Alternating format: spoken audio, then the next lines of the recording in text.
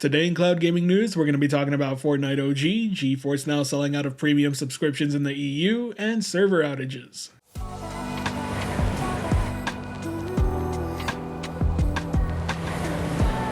Kicking us off today, we have one of the biggest free-to-play titles starting off a new season, or should I say bringing back an old one. Fortnite's turning back the clock, allowing users to experience the beauty and magic of 2018's first chapter. So expect some old loot pools, drop rates, and of course very famous locations.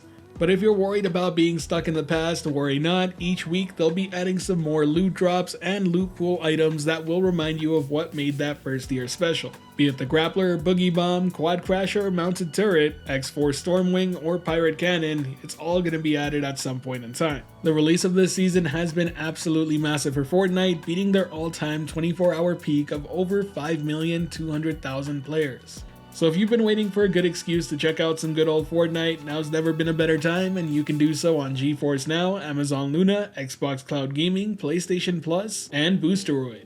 But now let's switch things up and talk about GeForce Now, because two very significant things have happened lately. And up first, I want to discuss the global outage that happened as of recent when it came to GFN servers. As far as I can recall, this is the first time GFN has faced a server outage on a global scale. It took place November 2nd around midday and lasted about a total of 2 hours. And look, I'm gonna keep it real with you all, as much as I love GFN Ultimate, this sort of thing sucks, especially when it happens and you're a paying customer. Though, credit where it's due, I gotta give my props to the GFN team for handling it as fast as they did. But taking the whole event into account, I do think it's important that we stop and realize that this is one of the potential downsides to cloud gaming. Outages can and do happen, even on a global scale.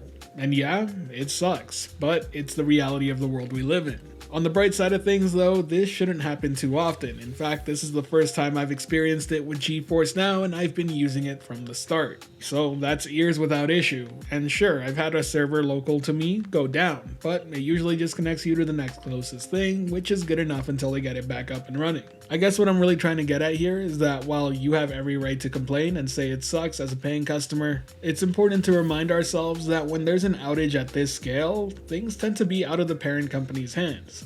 That's to say I wouldn't necessarily blame Nvidia here, or any other parent company of a cloud gaming service if that were the case. After all, at the very same time the GFN outage happened, a lot of other outages happened as well for other services. Regardless, it is what it is, and let's hope it doesn't happen again. But now let's talk about something more positive surrounding GFN, and that's them selling out of EU 1-month premium memberships. Yes, you heard that right. Due to increased demand for GeForce Now 1-month premium memberships in the EU, they had to pause the sale of them. You can now join a waitlist at GeForceNow.com to have first access when they're back and available, or if you can't wait, there are still limited 6-month premium memberships that they're selling through. But to be very clear here, this is to help with capacity. Free membership signups have also been paused. This won't impact current members who have already signed up, but anyone new will have to wait. So why is this good news and why is it happening? Well, first off, because people are wanting to use the service. That means cloud gaming is getting some notoriety and people are now finding out about it in a big way.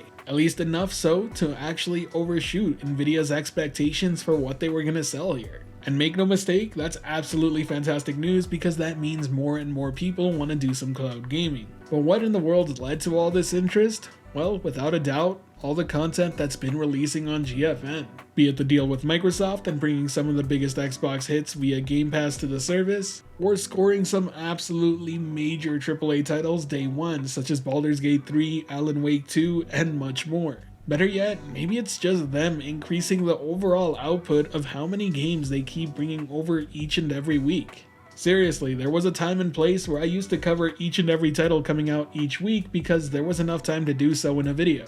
Doing so now, when on weeks they're dropping 20 to 30 games at a time, it would take me much longer to make a video, which is why I've now started listing games rather than just going through each and every single one. And make no mistake, this is a fantastic problem to have. It's been great to see GeForce Now thrive like this. I've said it again and again, but GeForce Now's Ultimate tier is my go-to solution for cloud gaming due to just how smooth it feels to play on it. But also the sheer power it brings to the table allows me to experience the games at their absolute best fidelity. And many times, games look better playing on GFN Ultimate than they do on my PS5 or Series X. It's overall a true testament to just how far we've come in the cloud gaming space, and I feel like more and more people are going to start to realize that. The benefits of keeping your Steam library, Epic Game Store library, or other storefronts and still being able to bring them with you to the cloud. Being able to enjoy those games on things like your Chromebook, your laptop, your PC, your mobile phone, your tablet, and more. Not to mention the benefits it also brings to the table to the new uprising of handheld devices such as the Steam Deck, ROG Ally, and Legion Go. If you ask me, cloud gaming's starting to find its niche among users who use it as their only way to play or just a way to amplify how they play. And real talk, as somebody who's been advocating and talking about the cloud gaming space for years now, it makes me very happy to see it. Either way, congrats to Nvidia and the GeForce NOW team. And if you enjoyed this video or found it helpful at all, be sure to hit that like button as it really does help the channel out. And if you're wanting more content like this, be sure to subscribe and hit that notification bell as well. As always, this has been the Virtual Cloud, giving you the latest and greatest on everything cloud gaming related, and until next time, I'll catch you in the clouds.